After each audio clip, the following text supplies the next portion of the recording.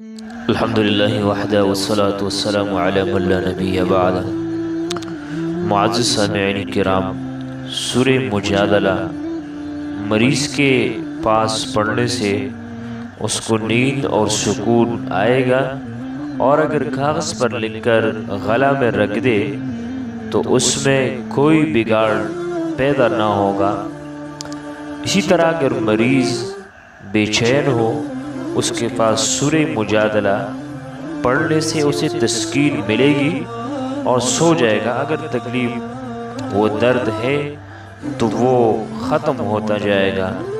جو آدمی دن رات کو سورہ مجادلہ پڑھے تو وہ ہر آفت سے محفوظ رہے گا۔